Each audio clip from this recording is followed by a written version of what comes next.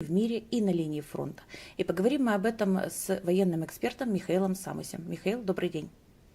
Здравствуйте. Подписывайтесь на соцсети Михаила, они будут по ссылке в описании к этому ролику. Подписывайтесь на наш канал, ставьте лайки, распространяйте ссылки на это видео в ваших соцсетях и группах. Михаил, первый вопрос. Появилась информация о том, что Израиль якобы должен поставить Украине 8 батарей противовоздушной обороны Патриот. Но я так понимаю, что это Патриот ПАК-2, и они не смогут сбивать баллистику. А что они смогут сбивать? С какой целью нам нужны эти Патриоты? Ну, дело в том, что сбивать у нас есть что. Есть авиация, есть шахеды, есть различные крылатые ракеты, которые можно замечательно сбивать. Вот по Киеву вчера же прилетела, насколько я понимаю, не баллистика, а крылатая ракета. И тем более это Киев, и ракета прорвалась. Ну, во всяком случае, она была сбита, но можно ее было сбивать, например, раньше, да, если бы у нас было большее насыщение поля ПВО. Поэтому нам в любом случае такие системы, как Patriot, любой конфигурации, любой свежести, любой старости подойдут. Главное, чтобы там были ракеты, главное, чтобы они были в боеспособном состоянии. Главное, в принципе, для системы ПО это возможность включиться, то есть включение ее, интеграция ее в общее поле РЛС, то есть в общую информационную систему, чтобы она была способна принимать и делиться своей информацией и принимать от других станций информацию о ситуации в воздухе и точно так же участвовать при распределении задач по уничтожению тех или иных воздушных целей. Поэтому с военной точки зрения тут вообще вопросов нет. У меня другое замечание, что я очень скептически пока отношусь к любым вопросам, которые относятся к Израилю. То есть Израиль много мог чего бы нам поставить, на самом деле, еще с 2014 года. Но за это время очень мало что сделал. Поэтому начало переговоров или консультаций, я не думаю, что это даже переговоры. Возможно, это журналисты считают, что такие переговоры начались. Но когда эти батареи будут хотя бы одна в Украине, тогда можно будет говорить о том, что процесс пошел. Сейчас я думаю, что очень рано говорить о какой-то конкретике, потому что и ситуация в Израиле сложная, и внутриполитическая, и военная, и геополитическая, поэтому говорить о том, что Израиль завтра нам поставит 8 батарей Патриот, ну, и звучит, конечно, красиво, но я бы вообще на это пока не надеялся. А сколько вообще патриотов нам как бы собираются поставить? Потому что я слышала, что Зеленский говорил о том, что нам нужно порядка, да, 12 еще, чтобы закрыться достаточно. Не, И говорилось о 25. Даже Зеленский сам 25, говорил да? 25, да. Мгм. А сколько нам еще собираются поставить? Потому что, я так понимаю, там и Бельгия, и Нидерланды, и СМТ, аналогичный Патриоту европейский комплекс. Если вы можете что-то об этом сказать, Ну, прокомментировать. очень сложно говорить о том, сколько и чего нам будут поставлять, потому что, вот, например, европейцы, они вообще в складчину работают. То есть идет поставка не, например, там, батарей, а собираются установками. Кто-то дает радар, кто-то еще дает какую-то часть комплекса. Поэтому здесь действительно сложная ситуация. И самое интересное, ведь в Соединенных Штатах этих комплексов очень много. То есть о том, например, ПАК-2, которая вот Израиль говорит о поставках, их в Соединенных Штатах ну, сотни штук. Ну хорошо, пару сотен штук, да, спокойно могут нам передать. Почему это не делается, не знаю. Поэтому говорить о том, сколько нам могут передать много, передают очень мало. И если взять, ну, например, первая просьба Зеленского передать нам Патриот, и, конечно же, была задолго до широкомасштабного наступления. Потому что все аналитики, и я в том числе, говорил, что, ребята, первое, что нам нужно сейчас, это мы говорили и в 2015 году, и в 2020, и в 2022, и в 2024. Нам нужно ПВО, причем ПВО нужно Patriot. Мы его называли Patriot, потому что Patriot мог сбивать весь спектр целей, которые есть у России, включая баллистические ракеты. Вот мы уже там больше 10 лет об этом говорим, на самом деле, а результаты вот такие. Поэтому хотелось бы, чтобы было принято принципиальное решение насытить небо Украины системой Patriot или аналогичными. Таким образом, вот 25 это примерно по одному, там, два комплекса на область. Вот, то есть, если примерно так мы говорим, понятно, что у нас там сейчас есть некоторые части областей там оккупированные, там Крым и так далее, но опять же есть города, которые нужно больше, чем одну батарею ставить и так далее. Но вот примерно, чтобы полностью перекрыть всю Украину, надо вот 25 штук, 25 батарей, и поэтому мы здесь говорим о пока фантастических вещах, потому что мы не выходим до десятка, мы не выходим пока до десятка. Ну, со всеми обещаниями посмотрим. Посмотрим, как это будет, как это вот к концу 2024 года, какие у нас будут результаты. И следующий вопрос. В Твиттере распространялась вот на выходных информация о том, что F-16 уже работают в Украине, и это подтверждено иностранным легионом. Распространял это западный военный эксперт, бывший летчик, забыла его имя, оно такое труднопроизносимое какое-то. А вы верите этой информации? Я поверю, когда будут первые пару Су-34 сбиты, вот тогда можно будет. Пока, к сожалению, то есть работа любой системы, она ведь не просто, это же не парад, да, и не как бы демонстрация возможностей. Capabilities, то есть боевые спроможности, боевые возможности, они, то есть мы не ориентируемся на платформу. Это может быть F-35, может быть Мираж, может быть что угодно. Нам надо просто уничтожить или сделать так, чтобы носители кабов не приближались к украинскому воздушному пространству, к линии фронта. Пока кабы летят на голову украинских воинов и наших гражданских без каких-то изменений. Поэтому я могу сделать вывод, что если F-16 и заходят в воздушное пространство Украины, что я не исключаю, потому что, ну, извините, для того, чтобы потренироваться, нельзя же вылетать в первую боевую миссию, да, вот сразу же прилетели и пошли работать в боевую миссию вообще без подготовки. Ну, так нельзя. То есть нужно сначала поработать в небе, нужно несколько раз привыкнуть к аэродрому, базирования, подскока запасному и так далее, поработать именно в этом воздушном пространстве, а потом уже идти на боевую миссию. Поэтому я не исключаю, что идет подготовка, то есть подготовительные миссии уже осуществляются, кто-то их видел, потому что профиль у самолета характерный, он не такой, как у МиГ-29, например, или Су-27, или Су-25, или Су-24. Поэтому, возможно, они заходят, и я думаю, что они заходят давно. Это было бы странно, если бы они не заходили. Но другой вопрос, боевые миссии... Извини, я перебью, как мне сказала моя подружка, она сказала: Таня, это был совсем другой самолет, не такой, как у нас обычно летает здесь. Ну, я не буду Возможно, говорить, где да, она да. живет, но действительно время от времени кто-то что-то видит. Конечно, я да. думаю, что вот, кстати, вы, скорее всего, правы, что это именно тренировка. Мне тоже говорили давно, еще начиная, скажем так, с зимы, что заходят там какие-то самолеты не такие. Ну, окей, ну заходят. Но дело в том, что нужно понимать, что пилоту, ну и вообще, нужно посмотреть, как ты заходишь, вообще эти эшелоны отработать подход. То есть, ведь работа авиации это тоже операция. Операция, которая готовится, и поэтому тут ничего странного нет. Это классно, что можно подготовиться. Ведь на самом деле, когда мы говорим об F-16, здесь очень много факторов работает. Когда же они начнут работать уже по-боевому? Тут зависит не только от того, что эти F-16 есть и есть пилоты. Потому что многие говорят, вот не хватает пилотов. Я говорю, пилотов не хватает для чего? У нас нету 100 пилотов? Ну окей, а сколько у нас есть F-16? 12? У нас, я думаю, пилотов достаточно для того количества, которое определено еще для боевой работы. Я думаю, что у нас и техников достаточно. Вопрос, например, может быть в инфраструктуре.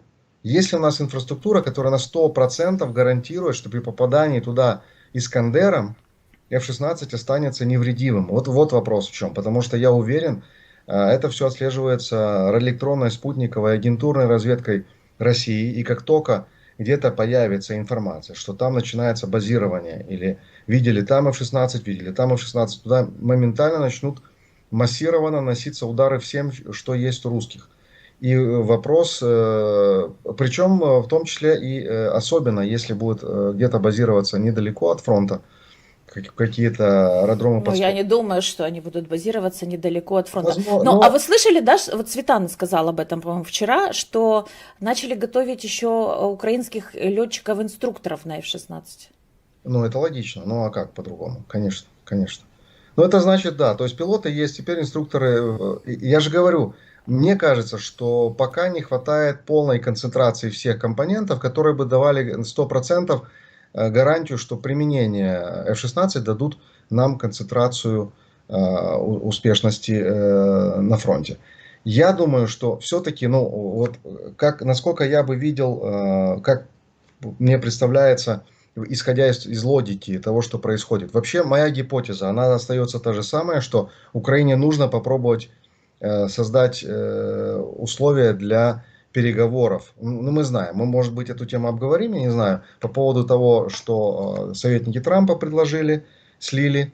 Потом, что, кстати, Зеленский уже прокомментировал, я могу даже свое мнение, я вывел несколько аспектов, которые говорят о очень конкретных вещах. Он очень конкретно выразился по этому поводу, по этому плану. И вот исходя из этого, я вот могу прогнозировать, если моя гипотеза верна, июль, август, сентябрь это самая кульминация этой войны должна быть. Русские и так уже в кульминации, то есть они прут на всех фронтах, мы об этом тоже позже поговорим. Они пытаются, ну, колоть нас такими 1000 уколами на всех направлениях, пытаясь где-то найти слабое место. Все-таки тут прошли на километр, там на 100 метров, да, там отошли на 100 метров, но они все равно продолжают пытаться вот давить на всем фронте. Для Украины важнейшим все-таки для меня вот я все-таки, как я называю, потеребить за Крым. Что это означает? Ну, то есть до прихода Трампа потеребить за Крым Россию. Наш оккупированный Крым. Что это такое? В зависимости от успеха, но Крым должен быть блокирован, Керченский мост должен быть уничтожен, а в Крыму начаться что-то такое, вот, ну, давайте честно говорить, Россия хочет создать у нас в Украине гуманитарную катастрофу. И положить эту гуманитарную катастрофу как раз на стол переговоров. То есть показать, что да, украинская армия там чего-то там еще держит фронт, но мы не очень-то и хотим, мы же очень добрые. Помните, как они говорили? Ну, почему у нас такой темп наступления низкий? Мы заботимся о личном составе. Мы заботимся о городах. Ну, то есть полный бред, но оправдание такое. Путин же это и Трампу может сказать. У нас темп низкий там продвижения, потому что мы заботимся о городах, как сказал сам Трамп во время дебатов, золотыми куполами прекрасными украинскими и так далее. Людей бережем с обеих сторон. А вот Зеленский, он живодер, там, кровавый мясник и так далее. И вот мы предлагаем... А кроме того, мы, вот смотрите, к чему привело гуманитарная катастрофа в Украине. То есть, если представить, что у нас летом такие отключения, да, когда в Киеве, например, тут ну, бывает по 2 часа там, в день свет. Что может быть зимой? И зимой это Я хочу будет сказать, намного что я, сложнее. например, сейчас с вами без света, без Я, электричества веду. у меня, кстати, Я сижу на аккумуляторе, как видите, на связь это никак не влияет. у меня свет появился после целой ночи. И отключилось, я не знаю, 22:00 вчера. И вот появился буквально вот часов в 10:30. То есть у меня уже аккумуляторы даже такие были подсевшие, сейчас все заряжается. Но смысл в том, что будет зимой. Нам-то сейчас жарко, но в жару можно еще жить. А вот когда будет минус 30, да, там минус 25, и что начнется? И почему я говорю о Крыме? Отрезать мост и создать условия, когда Путину нужно будет что-то думать со своими дорогими россиянами, которым тоже будет нехорошо в ноябре. Я, может быть, циничные вещи сейчас говорю, но мы должны смотреть на вещи реально. Путин нам готовит ловушку с гуманитарной катастрофой и Трампу предложить, что мы можем сесть за стол переговоров, но с условиями вот такими-то. Понятно, что мы об этом поговорим дальше. Но для Украины критически важно создать условия для того, чтобы Крым был отрезан, блокирован и максимально, тут уже зависит исключительно от решений нашего украинского команды и наших capabilities. И вот тут я перехожу, то есть насколько мы сможем по Крыму поработать. И вот тут я перехожу к самому главному. Для того, чтобы работать по Крыму, нам нужно F-16, 100% защищенные, обеспеченные номенклатурой вооружений. Опять же, мало пригнать сюда F-16. У F-16 должно быть достаточно всей номенклатуры боеприпасов, ракет, чтобы они на земле минимально сидели. То есть, чтобы они работали, как вот принято в лоw-кост компании. Только колеса сели, прикоснулись, садится новый пилот, за это время, пока он идет, навешивается новое вооружение, там минимальное обслуживание, которое надо, и снова пошел работать, чтобы все это было в таком очень хорошем интенсиве. Для чего? Плюс, естественно, Атакамс, плюс другие ракеты, плюс все возможности дальнобойные, высокоточные и так далее. Для чего? Для того, чтобы максимальный интенсив работы по того, чтобы, для того, чтобы создать условия для, во-первых, господства в воздухе, и второе, для создания возможности для проведения десантной операции в направлении Крыма. Для этого, естественно, нужно уничтожить все ПВО, базирование авиации, базирование флота, склады с боеприпасами, логистику в Крыму. И вот если у нас это получится, июль, август, сентябрь, тогда у нас выход на переговоры под модерированием Трампа будет на одном уровне.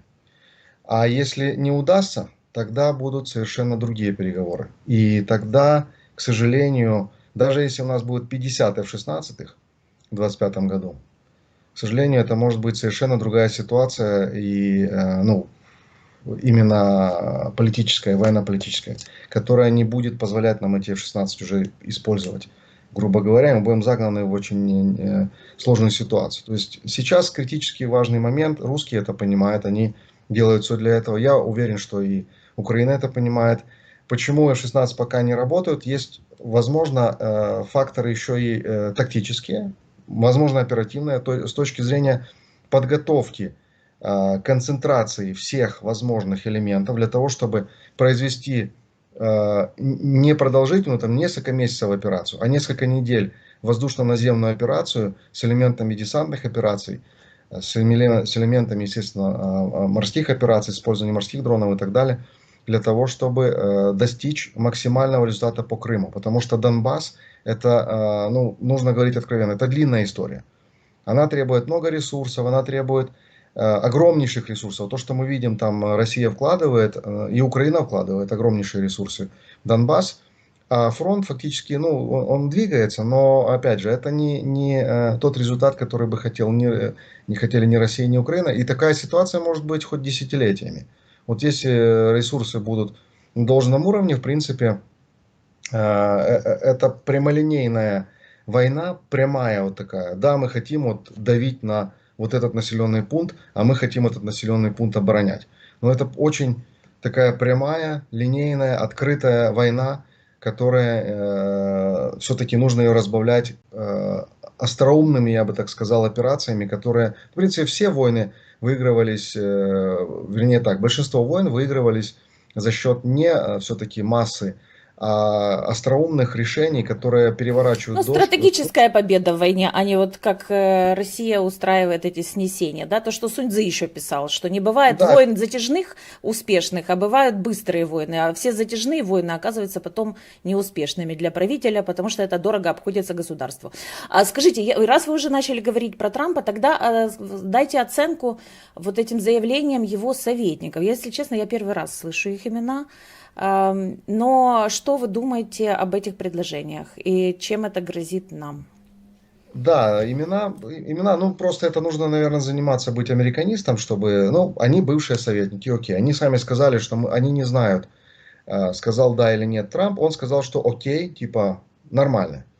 Но я думаю, что слив более широкий. То есть слив, информационное поле сделано для того, чтобы прощупать, все это продиагностировать и температуру по палате, и в принципе вообще реакцию России и Украины. Так вот, с российской стороны, что интересно, я уже могу, кстати, свои оценки дать. Смотрите. Во-первых, Россия ответила сразу же ультиматумом, еще одним. То есть, если ультиматум был перед форумом мира, там понятно было, там Украина не вступает в НАТО, то, ну это мы знаем, уже 100 раз говорили. То тут был интереснейший ультиматум опять прозвучал. Это заявление Путина по поводу договора РСМД о ракетах средней и малой дальности. Как будто бы Россия сейчас будет в ответ на действия США уже есть результат, есть ответы уже и России, и Украины, которые я заметил на этот план. Я могу просто коротко напомнить о нем. Ну, то есть там говорилось о том, что Трамп, если будет избран, то он сразу же пригласит, мягко говоря, Россию и Украину к переговорам. Если Украина не соглашается на эти переговоры, то Трамп прекращает помощь Украине. Если Россия не соглашается на переговоры, то Трамп усиливает помощь Украине и доводит войну до победного конца украинского. Вот такая короткий план. Там есть интересная штука по Но территориям, потому что там многие же, этого не по-моему, не замечают. было ничего по поводу, вот какие территории кому достаются, вот Там какие условия. есть. Есть, да? Расскажите. Там была фраза такая, насколько я понял. Украине не нужно будет формально отказываться от оккупированных территорий. Вот такая фраза. Что это означает? То есть, международно признавать российскими территории оккупированы не будут. Но их, естественно, не вернут Украине сразу.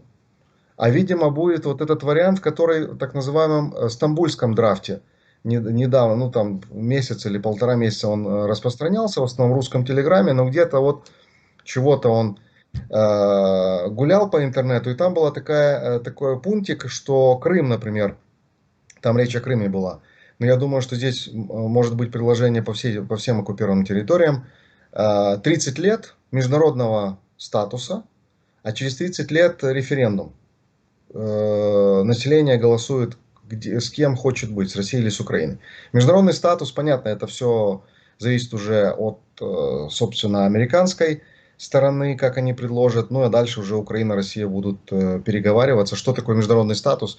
Или это международная администрация вообще, то есть там нет ни России, ни Украины.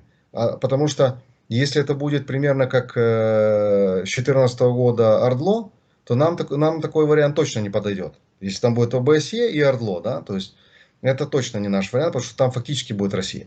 Если уж говорить о международной администрации, то международная администрация, это вообще все выходят оттуда, да, вот русские оттуда выходят с оккупированных территорий, административно выходят, никакого эффективного контроля, Но вы грубо же говоря. понимаете, что это нереально. Путин на это никогда не согласится.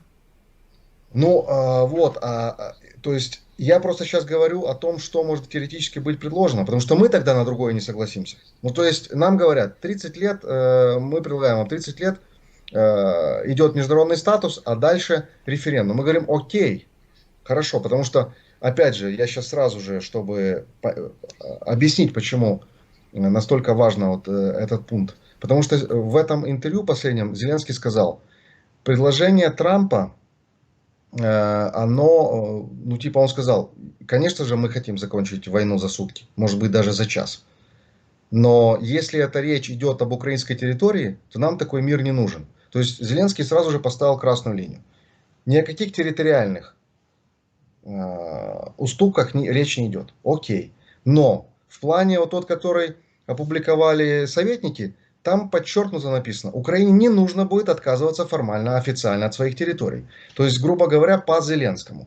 А мы не говорим вам отказываться от территории. Зеленский говорит, окей, какие ваши предложения? Они, например, говорят, что международный статус. Но потому что другого пути я не вижу. Если они скажут, 30 лет там будет Россия, а потом давайте референдум, ну Подожди, это бред. там Это прям прописано про международный статус? Было такое написано в предложениях?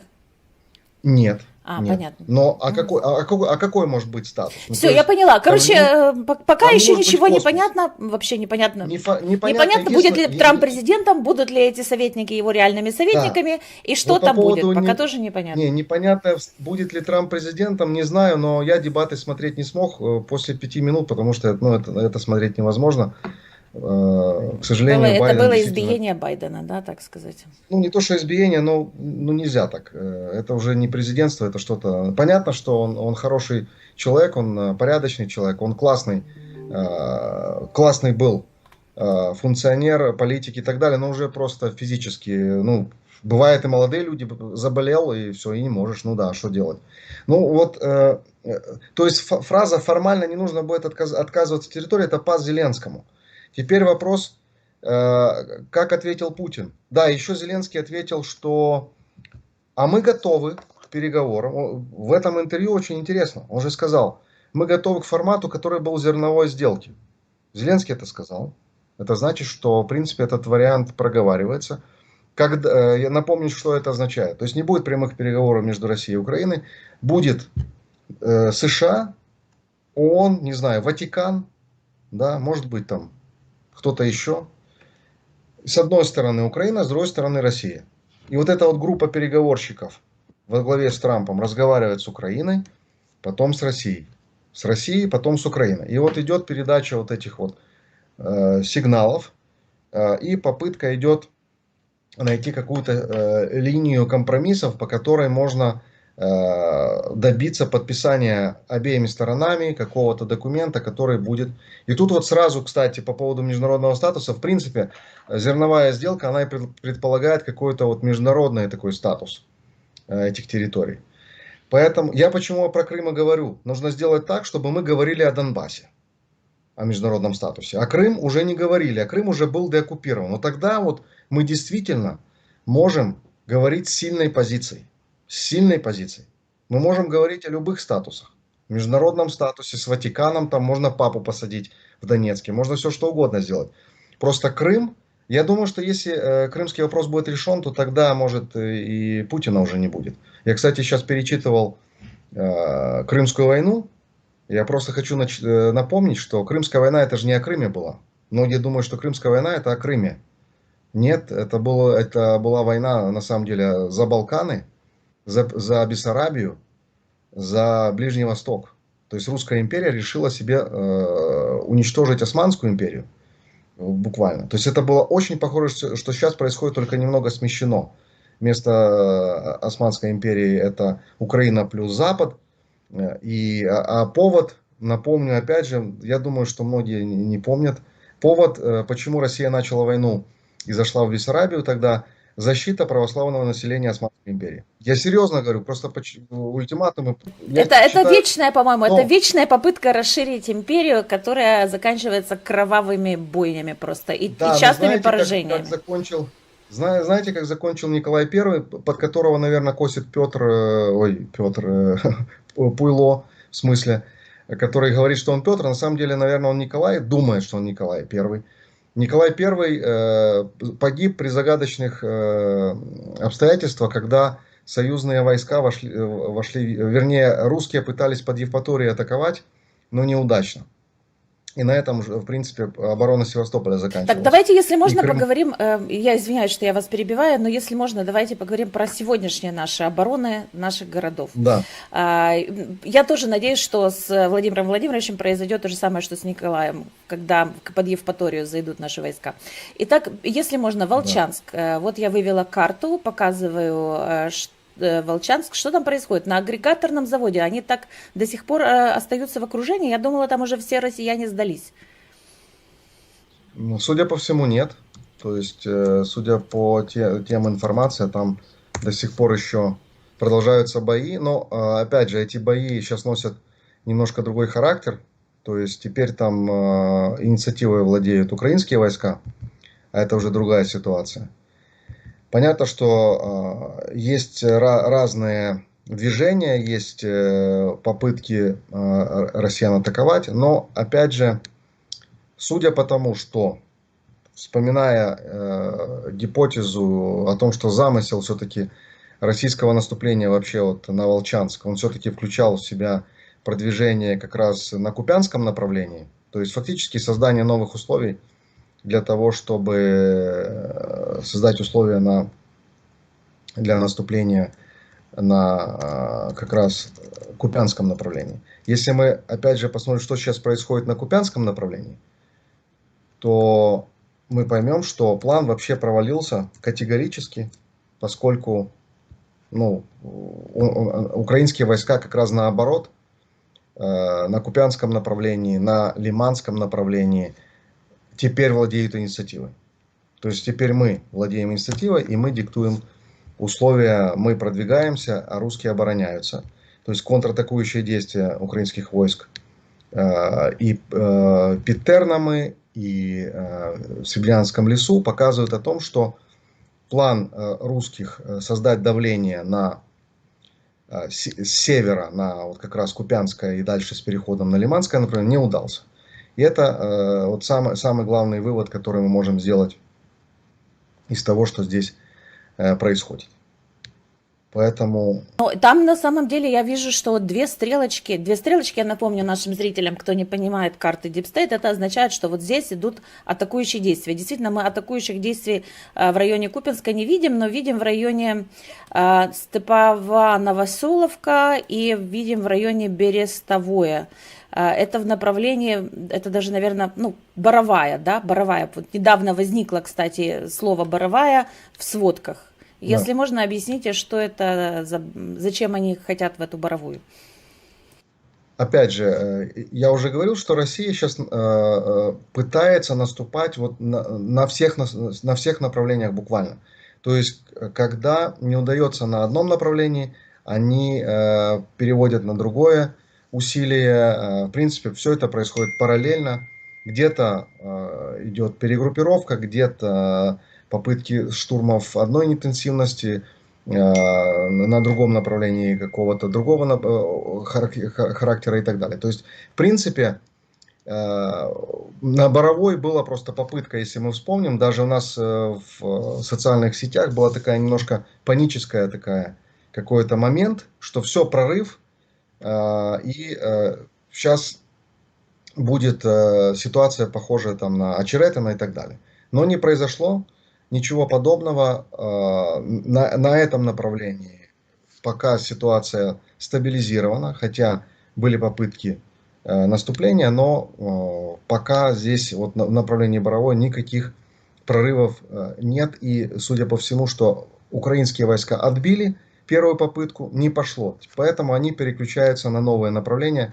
Опять же, то возвращаясь, например, где-то на Донбассе, то южнее, то севернее. То есть постоянно боестолкновений не уменьшается количество. Есть дни, когда интенсивность возрастает, есть немножко снижается, но подчеркну, сейчас легких направлений просто не существует. Даже вот если мы говорим о Тернах, да, украинские войска проводят контратакующие действия, но я бы не сказал, что здесь уже системное какое-то отступление или обвал фронта у русских.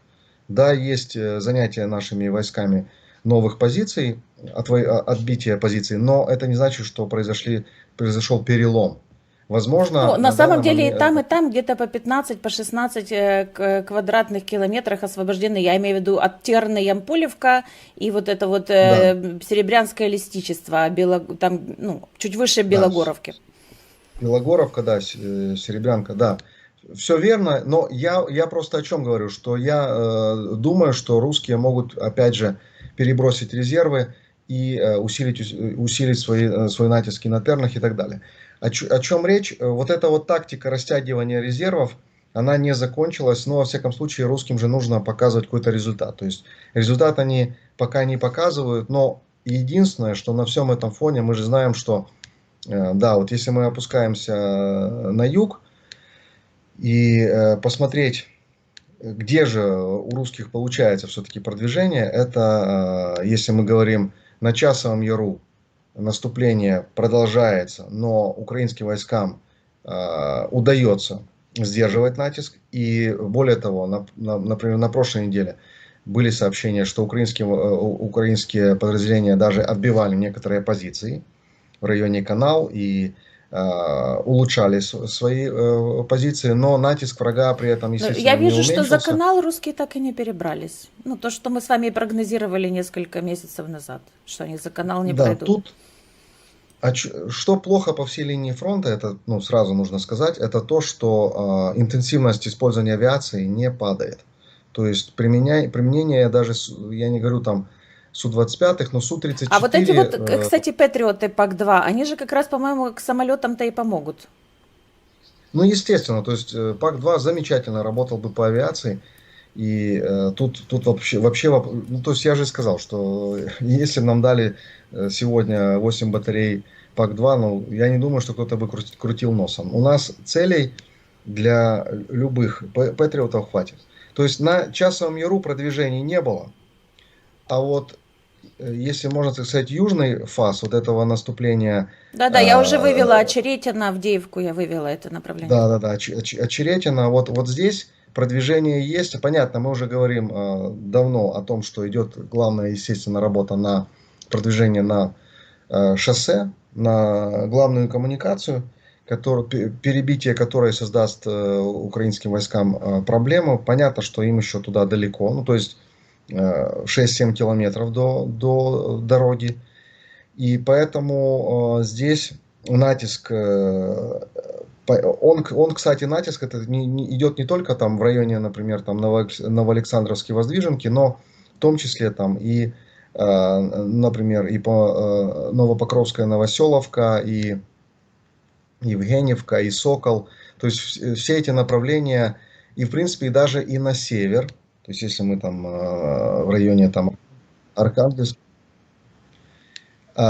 Особое внимание, конечно, сейчас можно уделить вот как раз, собственно, Торецкому направлению. То есть определенное время, довольно длительное время, главное направление это было Часов Яр, Очеретино, то есть это как бы такие вот фасы, щупальца, которые пытаются окружить Торецкий район обороны, а вот сейчас с определенного момента мы видим, что в районе Шумы, Південна вот фактически начинается уже неприятное, честно говоря, движение. Многие говорят о том, что есть определенные ошибки с нашей стороны. Ну, посмотрим, то есть, как это все будет дальше развиваться. Именно на этом направлении российские войска начали непосредственную работу, операцию по Торецкому району. То есть уже непосредственно не только по южному и северному фасу, но и Ну, непосредственно в начали лоб. вгрызаться в середину Да, этого вгрызаться, то района. есть, А что по югу, если можно? У нас остается последние 3 минуты с вами. Если можно, прокомментируйте, что на юге происходит. да, по югу, если мы сейчас, ну, есть еще, то есть важное направление, это Карловка. Здесь тоже давление идет мощнейшее, но пока русским не удается продвинуться. И точно так же очень важное продвижение, это, вернее, не продвижение, а очень важное направление, это Георгиевка, где, то есть, ну, Маринское направление, старое, если можно так сказать, Георгиевка, здесь очень большие усилия с российской стороны, там несколько штурмов было, в том числе механизированных, но украинские подразделения очень стойко стоят, и нет у них, у русских, возможности здесь рапортовать о каких-то успехах. То есть можем говорить, что вот если на Маринском, Георгиевском направлении не удалось у них продвинуться, в Красногоревке точно так же очень Я тяжело, но извиняюсь, я русские... прокомментирую, что я сейчас показала карту за последние 10 дней, как раз Ага. Георгиевка, Марьинка, и видно, что здесь линия фронта стоит. Да, Продолжайте. хотя там усилий очень много. Мы и Красногоревка, там уже были сообщения, что ее полностью взяли, потом не взяли. То есть там очень сложная ситуация, это правда, но русские несут огромные потери и не могут туда продвинуться. Если мы говорим дальше по, собственно, Запорожской области, там пока активных таких вот продвижений нет, активных наступательных действий нет, хотя нельзя сказать, что там ничего не происходит. В том числе нельзя сказать, что ничего не происходит, например, на левобережье Херсонской области. Там постоянно идут активные боевые действия. В основном морская пехота плюс наши дронщики работают очень активно. Но пока вот это не масштабные боевые действия, о которых мы можем говорить.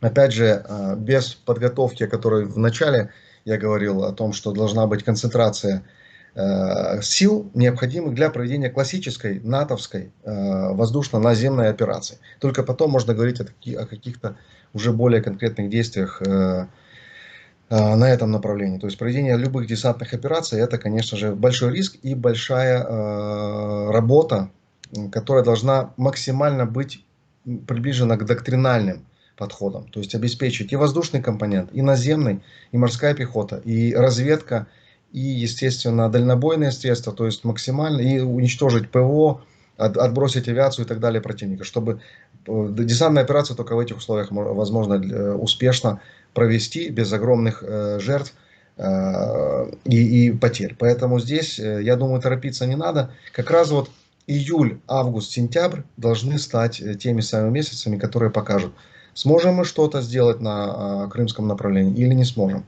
А дальше вот то, о чем мы говорили по поводу предложений Трампа. Я думаю, что эти предложения Трампа будут обрастать все большими подробностями. Мы будем следить и анализировать, как для Украины выработать наиболее сильную позицию в этих условиях, которые сейчас складываются. Спасибо большое, Михаил. Напоминаю, что это был Михаил Самусь, военный эксперт. Подписывайтесь на его соцсети, подписывайтесь на наш канал, ставьте лайки, распространяйте ссылки на это видео в ваших соцсетях и группах. Завтра у нас Александр Морозов, философ, преподаватель Карлова университета в Праге. Поговорим с ним о ситуации в России. Спасибо, Михаил. До свидания. До свидания.